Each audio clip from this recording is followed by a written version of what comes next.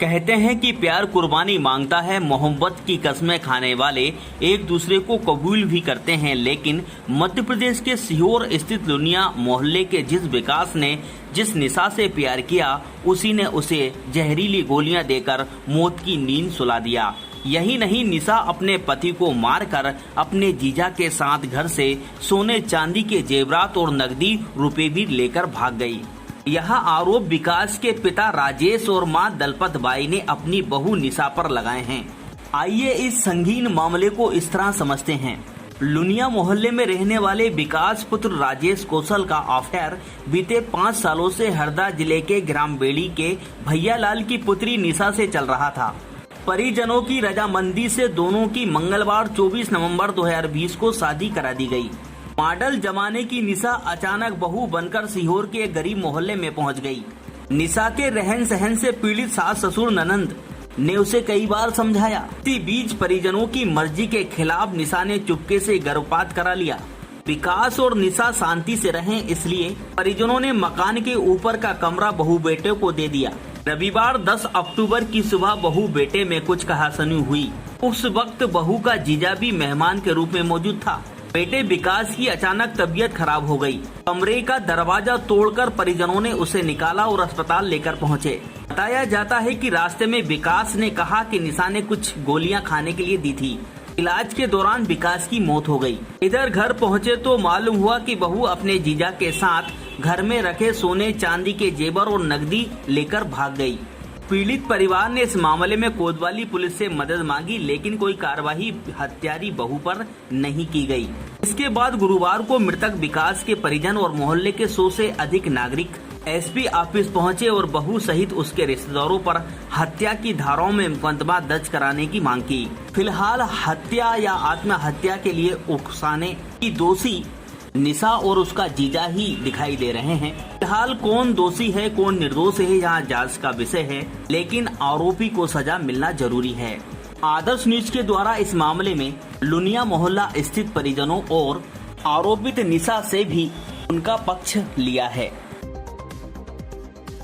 मेरी बहू ने मेरे बच्चे को जहर दे के खिला बना के बच्चे को हॉस्पिटल लेके गए। तुम प्लान बना के ऐसे रकम और पैसे लेके बक के चली गई। मेरे को नहीं मालूम था कि लड़का की जान ले लेगी। पहले तो गर्भ को खत्म कर दिया और फिर अंदर दोनों बहन बैठ के और उसका जीजा और उसके पापा बैठ के जहर खिला दिया। हम गए थे मजदूरी करने। मैं उस दिन काम पे चला गया, मुझे कुछ नहीं पता। यहाँ पे गेट तोड़ के ले गए। मैं हॉस्पिटल गया हॉस्पिटल गया, पता पड़ा यहाँ पे मैं सिर्फ कुछ नहीं बोलना चाहता, उनको और उनको इंसाफ चाहिए। मेरे भाई को उसने झेड़ दे के मारा 4 जनों ने मिलकर। मेरा भाई कुछ बताने की कोशिश करता था, मेरे हाथ में दम तोड़ दिया उसने। बताने व्यवहार अच्छा नहीं था। वो रोज लड़ती थी, घर में भी मम्मी को मारने की कोशिश भी करती थी। वो मर्डर करना चाहती थी, मम्मी से बोल भी रही थी तेरे को मार डालूंगी रात भर में। बिल्कुल गलत था। 2 बजे रात को मारने दौड़ी है, हमको पता नहीं, हमसे बोला नहीं इनने। निशा बहुत चिढ़ने लगे क्योंकि मेरा हस्बैंड मेरा सपोर्ट करता था। मेरे पीछे मेरे देवर को मारा और जब मैंने नीचे जाके सब कुछ अपने देवर के बारे में बताया तो मेरे सास ससुर ने मुझे बोला कि अब बात तुझे दबानी पड़ेगी, हमारी इज्जत चली जाएगी, हमारी बदनामी हो जाएगी। मेरे हस्बैंड ने इसका विरोध किया तो मेरे हस्बैंड से बोला कि इसको बेडी छोड़ कर आ। उस टाइम मुझे बहुत ज़्यादा ब्लीडिंग आती थी सर, क्योंकि मेरा मिसकैरेज हुआ था और मैं यहाँ पर मुझे बेडी छोड़ के गई। मेरे हस्बैंड ने मेरे साथ आए थे और मुझे इंदौर मेरे पापा लेकर गए। मेरे पापा, मेरे जीजा, मेरी बहन और मेरे पति ने मेरा इलाज कराया इंदौर में। खून दिया मेरे जीजा ने, क्योंकि मेरे हस्बैंड बहुत ज़्यादा दुबले पतले थे, उनमें खुद खून नहीं था। और फिर उसके बाद मुझे विकास ने बोला, मेरे पति ने, कि सीहोर चले वापस। तो विकास पहले चले गए सीहोर। इसके बाद मैं जब अच्छी हुई तो मेरे पापा ने खुद छुड़वाया मुझे सीहोर।